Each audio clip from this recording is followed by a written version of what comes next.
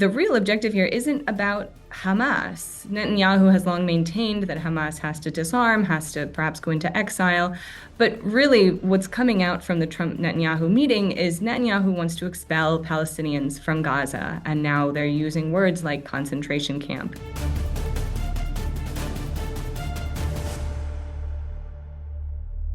Quote, as Israeli Prime Minister Benjamin Netanyahu begins his series of meetings with President Donald Trump and other top U.S. officials in Washington, D.C., there has been, quote, zero progress in the indirect negotiations between Hamas and Israel currently underway in Doha, Qatar, according to a senior Hamas official who spoke to DropSite. That's obviously a quote from the lead of an article by Jeremy Scahill over at DropSite News, and I thought it would be useful just to start on that point as we dive into exactly what could be and what is occurring behind closed doors a little bit in front of open doors between Donald Trump and Benjamin Netanyahu here in Washington as negotiations are underway in Doha, Qatar. Our guest on today's show to break all of this down is Annelle Sheline.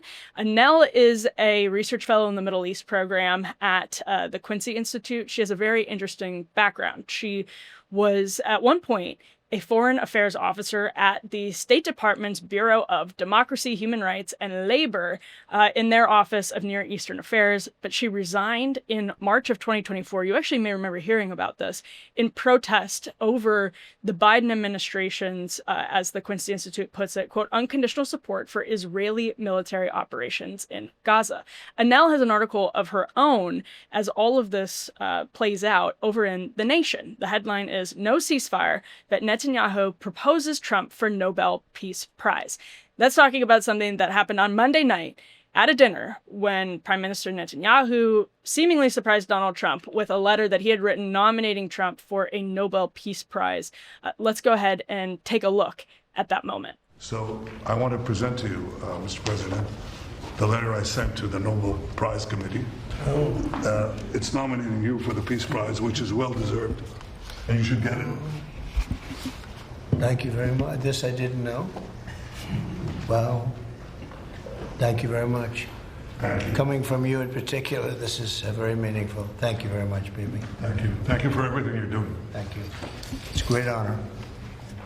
At that same dinner, a reporter asked Donald Trump about his plan for, I guess we could call it Mara Gaza. Some people have mentioned it as that, the Gaza Riviera. Here's how Trump responded.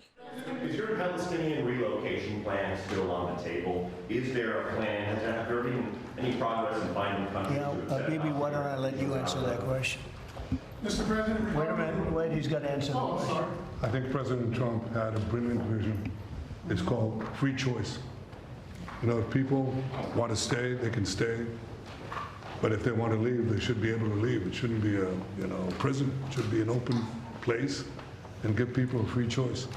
We're working with the United States very closely about finding countries that will seek to realize what they always say, that they want to give the Palestinians a better future, and those who, and I think we're getting close to finding several countries, and I think this will give, again, the freedom to choose.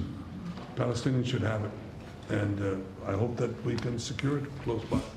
And we've had great cooperation from meetings surrounding Israel, surrounding countries, great cooperation from every single one of them. So something good will happen.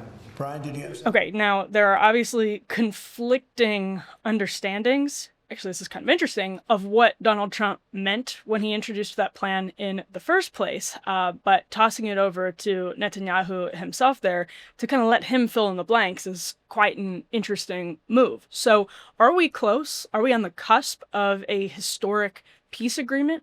Or is this just another step in the sad and tragic the sad and tragic arc that we have seen since October 7th in the Middle East, Let's bring Annelle Sheline in to give us her insights as someone who follows this very closely. Annelle has an extremely deep background on this particular subject area. We certainly don't agree on everything, but her perspective is very interesting. So make sure to like and subscribe if you want to see the full version of this interview with Annelle and get all of her insights. You can subscribe to the premium edition over at undercurrents.tv.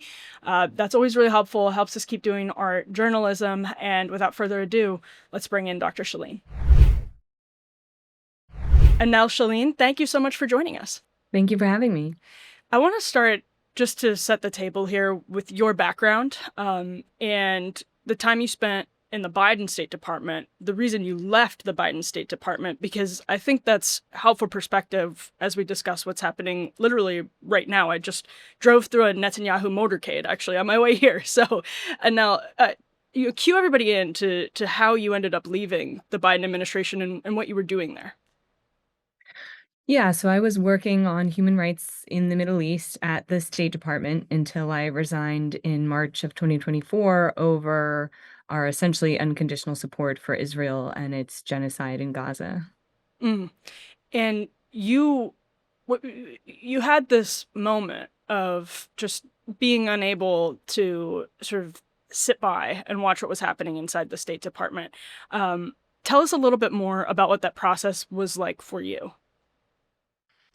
Yeah, so at first, it seemed like this was an opportunity. I was inside the State Department. This is kind of the dream, the hope that you're inside the building and can have an impact. But it became clear over the months that I was there after October 7th that the Biden administration was violating American laws, including things like the Leahy Laws, that we are not permitted legally to provide security assistance to units of a foreign military that are engaged in gross violations of human rights. And we know that Leahy designations had been sitting on Secretary Blinken's desk even before October 7th. These were horrific actions, violations that had occurred before those events. And he did not act on them, despite being legally obligated to do so and to withhold U.S. security assistance. Also, things like Israel blocking humanitarian aid. That's against the law. The U.S. is not allowed to continue to provide security assistance to a country doing that. So it had just became clear over the months that I was there that even though I tried to do things like I co-authored a dissent cable, I was involved in various efforts inside the department to express concerns over the various ways that this was going to undermine America's global standing, undermine our security, undermine our other objectives, and none of it was getting through. So it seemed the only thing left to do was resign. Now, what's on the table right now for the Trump administration, as folks at DropSite, Jeremy Scahill, have reported, is basically Hamas saying they want stronger language in any type of peace deal to prevent Netanyahu and the Israeli government from restarting the war in Gaza. That seems, you can put language making that point, and you can understand why, from their perspective, that would be important. It doesn't seem likely in the long term, Annelle. It doesn't seem like there's really, truly any long-term solution on the table. But I just wanted to get, you're an expert in this field. I wanted to get your take on right now, as the Trump administration and the Israeli government and Hamas are actually at a negotiating table and they have a framework in front of them. What do you think is the near-term and the long-term possibility from those conversations? We know that Hamas has been quite clear, as you said, they're not interested in another temporary ceasefire while they give up the few remaining hostages, which have thus far been their only point of leverage against Israel's horrific bombardment and blockade. Israel has not allowed in actual humanitarian aid since March 2nd. And by enabling the so-called Gaza Humanitarian Foundation to distribute, minimal amounts of food in order to overcome the PR crisis of Israel starving babies and not allowing in baby formula, when actually the real objective here isn't about Hamas. Netanyahu has long maintained that Hamas has to disarm, has to perhaps go into exile. But really, what's coming out from the Trump-Netanyahu meeting is Netanyahu wants to expel Palestinians from Gaza. And now they're using words like concentration camp. This was the purpose of the Gaza Humanitarian Fund as well, was to corral Palestinians into smaller and smaller areas of Gaza. And now to facilitate their forced displacement elsewhere. And this has long been the objective. So while the US and the international media have been complicit in this narrative that it's sort of an Israel versus Hamas war, that was always a very useful justification that Netanyahu could point to. But his objective and that of the Israeli government has long been to simply eliminate or annihilate Palestinians, whether removing them or simply killing them. And what's interesting about that is Trump, as somebody who's framed himself as the president of peace, came into office, had obviously Steve Witkoff working with Tony Blinken to secure a peace deal, whether that was for the optics or for the substance or a combination of both, is anyone's sort of guess. Nobody can read Donald Trump's mind, but he's very focused on being seen as a president of peace. That deal fell apart. They're working on another deal. And Trump, at the same time, is thinking about the Gaza Riviera, Mara Gaza, however you want to put it. And so there's an interesting overlap between the sort of Israeli far right saying they want to basically cleanse Gaza. I think Trump at one point used the word clean Gaza himself. He wanted it, whether he was referring to the rubble or the people or both is another open question. It sounded like both. So there's an interesting overlap there, Annelle, of Trump as a man interested in quote unquote peace, wanting to actually just get people out of the land that they've fought for decades, and the Israeli far right wanting that. Is there a possibility that's actually what happens in the months and years ahead? Well, as you said, I think the reason Trump was interested in actually achieving that ceasefire right when he came into office was because Biden hadn't been able to. And this is because Biden never actually used America's leverage. Whereas my understanding is that Trump did threaten that American security assistance to Israel was on the table. However, you said the deal broke down. It didn't break down. Israel, first of all, violated it routinely during phase one, but Israel and Netanyahu had been under the understanding that it was only ever going to go to phase one, which was that initial period.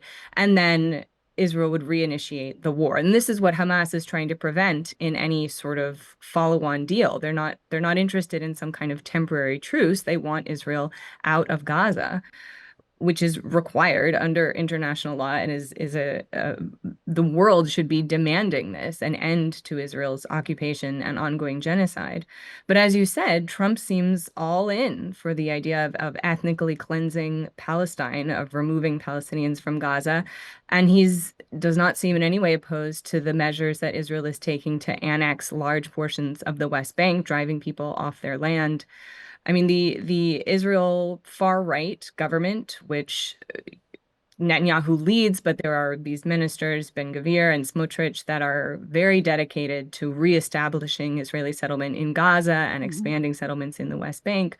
And the U.S. government has been fully on board with this under both Biden and Trump, doing things like changing the words West Bank to Judea and Samaria, which is what Israel likes to refer to this territory as, even though, again, under international law, the UN, the ICJ has ruled that this is supposed to be a future state of Palestine. And yet now we're simply allowing, the US is facilitating Israel's extension of control over all of it. And so then the question is, well, what happens to the people already living there? So on Monday night, Netanyahu very ceremoniously surprises Donald Trump, apparently, with a letter that he had written nominating the president for a Nobel Peace Prize. And he's obviously, he knows how to operate with Donald Trump. He lays it on very thick over and over again. So I guess what all of this gets us to, Annelle, is whether we're on the cusp of a truly different a truly different map, basically, in the area, where Israel goes back and annexes Gaza and starts even further annexing the West Bank.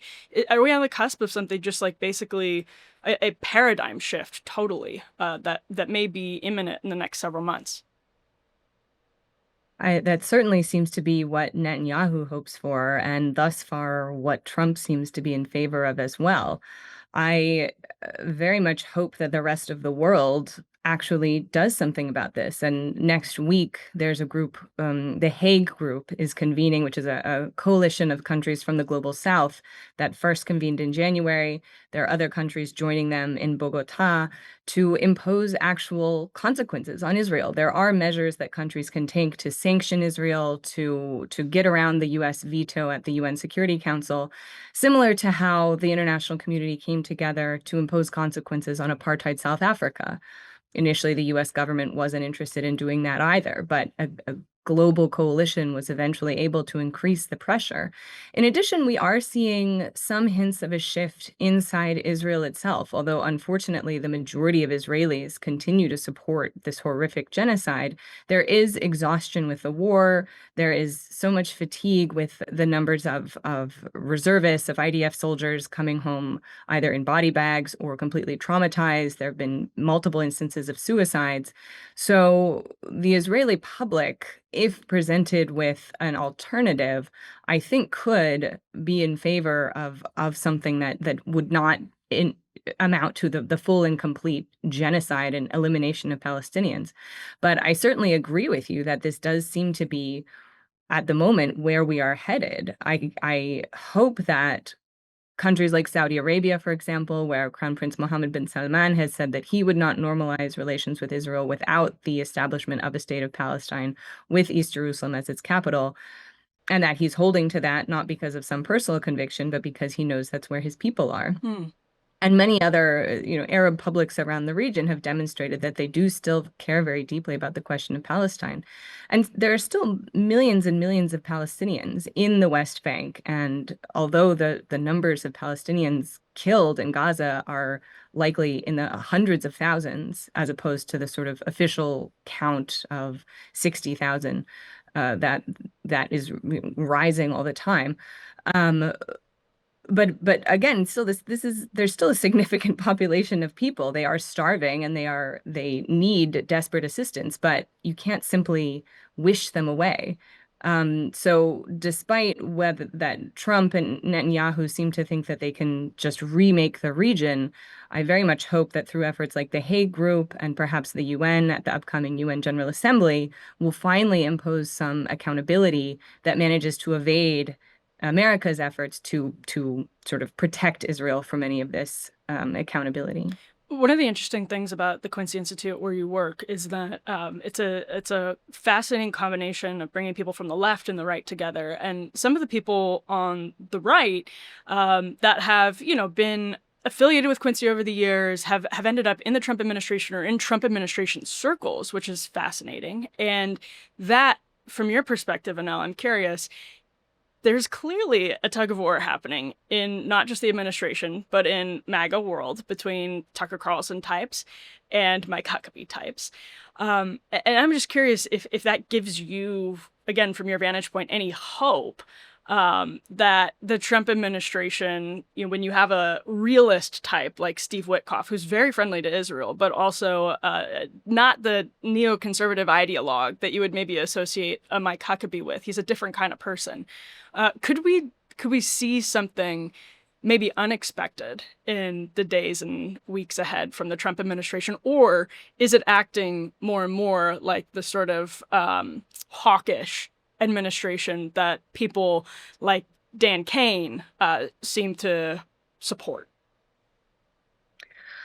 Certainly, I was heartened to see the ways in which the MAGA movement came out against the possibility of war with Iran, including prominent figures like Marjorie Taylor Greene and the bipartisan effort to initiate a war powers resolution from Congress.